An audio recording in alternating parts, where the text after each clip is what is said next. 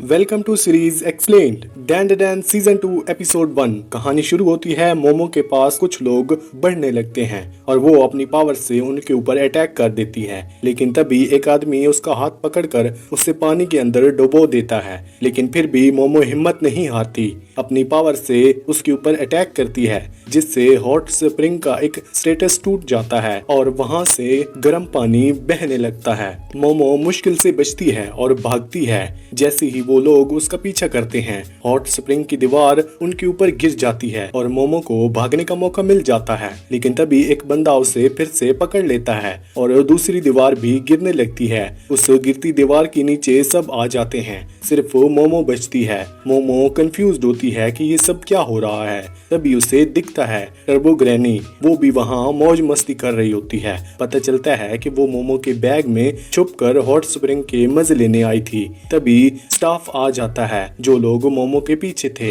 अब वो स्टाफ के पीछे पड़ जाते हैं और पता चलता है कि ये लोग क्याटो फैमिली से हैं, एक ऐसी फैमिली जो पहले भी ऐसे ट्रबल्स में फेमस रही है। अब मोमो टर्बो ग्रैनी से जीजी के घर के बारे में पूछती है। टर्बो ग्रैनी बताती है कि उस घर से बहुत सारे इंसानों का खून सोख लिया गया है। दूसरी तरफ जीजी और ओकारान एक वॉल में होल बनाते हैं, लेकिन कुछ समझ नहीं आता, इसलिए वो डिसाइड करते हैं कि मोमो का वेट करेंगे। तभी घर की घंटी बजती है। लगता है कि मोमो आई, लेकिन दरवाजे पर खुलते ही तो सामने क्योटो फैमिलीज की लेडीज होती हैं। ओकारान कंफ्यूज होता है तो जीजी एक्सप्लेन करता है, जब उसके पेरेंट हॉस्पिटल में एडमिट थे तो क्योटो फैमिली ने उसका रेंट माफ किया था, तभी वो उस घर में रह रहा है। एक औरत जीजी से पूछती है कि वो घर से क्यों गया था। जीजी बोलता है अपने दोस्त को पिक करने, क्योंकि वो उससे मिलना चाहता था। वो औरत शक करती है, कहती है कहीं जीजी फिर से किसी और स्पिरिट मीडियम को तो नहीं बुला रहा।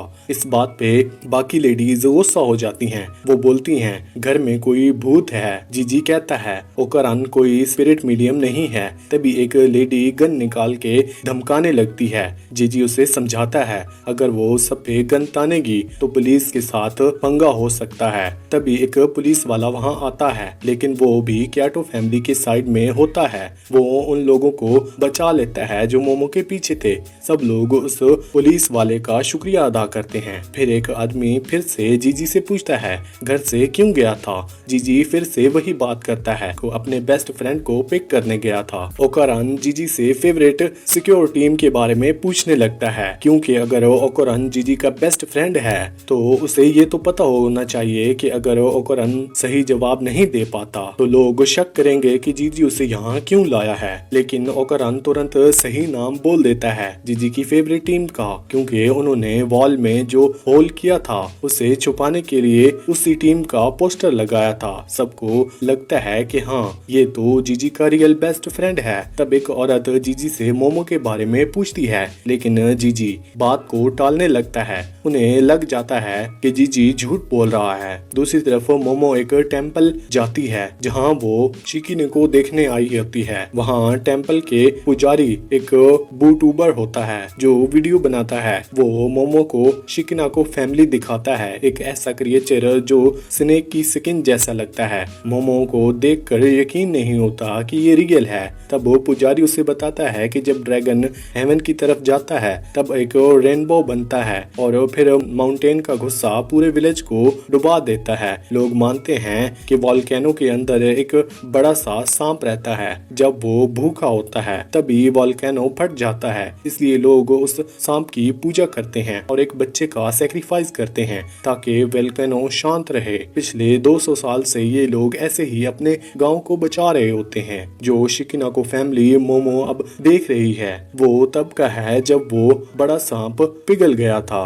अब लोग मानते हैं कि ये शिकनागो फैमिली उन्हें वोल्केनो से बचा रही है, इसलिए ह्यूमन सैक्रिफाइस अब बंद हो रहे हैं। मोमो थोड़ी डिसअपॉइंटेड होती है और वापस घर जाती है। वो एक्साइटेड होती है देखने के लिए कि अब जीजी और ओकारान की दोस्ती स्ट्रॉन्ग हो गई है। वो घर के अंदर जाती है लेकिन देखती है कि क्याटो फैमिली ने पूरा हॉल खराब कर रखा है। जब मोमो एंटर करती है एक औरत सबको बताती है अब सभी सैक्रिफाइस के लिए रेडी हो चुके हैं। अब हम अपना फेस्टिवल स्टार्ट कर सकते हैं। तब मोमो उन आदमियों से लड़ने स्टार्ट करती है, अपनी पावर से उनका बुरा हाल करती है, लेकिन उनकी पावर के सामने ज्यादा देर तक टिक नहीं पाती। फिर एक बंदा उसके ऊपर अटैक करता है। वो बंदा उसे देखकर इतना डर जाता है कि नीचे गिर पड़ता है। तभी टर्बो मोमो से मदद मांगती है, लेकिन टर्बो ग्रैनी हेल्प करने से मना कर देती है। मोमो सबको वहां से निकालने के लिए कहती है, लेकिन वहां के लोग हंसने लगते हैं। एक औरत मोमो पर अटैक करती है, उसे दूर फेंक देती है। वो औरत इसलिए मोमो के अटैक से बच जाती है। फिर वो मोमो को एक जोर का पंच मार के उसे रूम में फेंक देती है, जिसका वाल जीजी और ओकोरन ने तोड़ा था। तब हमें पता चलता है कि वो औरत सबकी माँ होती है और वो गुस्से में पूछने लगती है आखिर मोमो किस तरह की पावर यूज करती है। मोमो टर्बो ग्रैनी से पूछने लगती है ये बुढ़िया कौन है। टर्बो ग्रैनी कहती है बस एक पावरफुल बुढ़िया है, लेकिन मोमो इस बात पर यकीन नहीं होता। तभी टर्बो ग्रैनी उसे उसकी दादी की याद दिलाती है। उस बात से मोमो इमोशनल हो जाती है और मान जाती है। तब मोमो को उस रूम से भूत की गंदी स्मेल आती है। वो बुढ़ी औरत मोमो से कहती है कि ऑटो फैमिली हमेशा से इस विलेज को प्रोटेक्ट करती आई है। अगर तू हमारे फेस्टिवल को रोकने आई है तो हम तुझे ऐसा नहीं करने देंगे। मोमो उन्हें कहती है सब लोग यहाँ से निकल जाएं, लेकिन बुढ़ी औरत कहती है ये हमारी वजह से ये गांव सेफ है, क्योंकि हम 200 साल से स्पिरिट गॉड को सेक्रीफाइस देते आए हैं। जिस घर में तू अभी खड़ी है वो सेक्रीफाइस के लिए ही बनाया गया था। हम क्योटो फैमिली वालों ने इन लोगों को यहाँ लेकर आते हैं जिनको हमने बलि देनी होती है। इतने सुनते ही मोमो को समझ आ जाता है कि जीजी और उसकी फैमिली को भी यहाँ सेक्रीफाइस के लिए बुलाया गया था। तभी मोमो के नीचे से जमीन हिलने लगती है। वो समझ नहीं पा रही होती कि क्या हो रहा है। वो अपनी पावर से बाहर निकलने की कोशिश करती है, लेकिन क्योटो फैमिली के लोग उसे दोबारा अंदर धकेल देते हैं ताकि वो स्पिरिट गॉड का खाना बन सके। तो ओकोरन और जीजी सोफा उठा के क्योटो फैमिली के लोगों पर जंप मार देते हैं और वो मोमो को बचाने की कोशिश करते हैं, लेकिन सब लोग उस रूम के फ्लोर के से नीचे गिर जाते हैं और सीधा उस अंडरग्राउंड वर्ल्ड में पहुंच जाते हैं जहां कई छोटे छोटे घर होते हैं। सब कंफ्यूज होते हैं, कुछ समझ नहीं आ रहा होता। जीजी गिरने लगता है और मोमो और ओकोरन से हेल्प मांगता है। मोमो उसे पकड़ने की कोशिश करती है, लेकिन जीजी गिर जाता है और सीधा एक सांप जैसे दिखने वाले मॉन्स्टर के ऊपर लैंड करता है। उस मॉन्स्टर को देखते ही क्योटो फैमिली उसकी पूजा करने लगते हैं और उससे कहते हैं इन तीनों को खा जाओ। तब ओकोरन को याद आता है ये तो मंगोलन डेथ वॉर्म है, एक ऐसा मॉन्स्टर जो लोगों को खा जाता है। लेकिन ओकोरन ने कभी इतना बड़ा डेथ वॉर्म नहीं देखा था।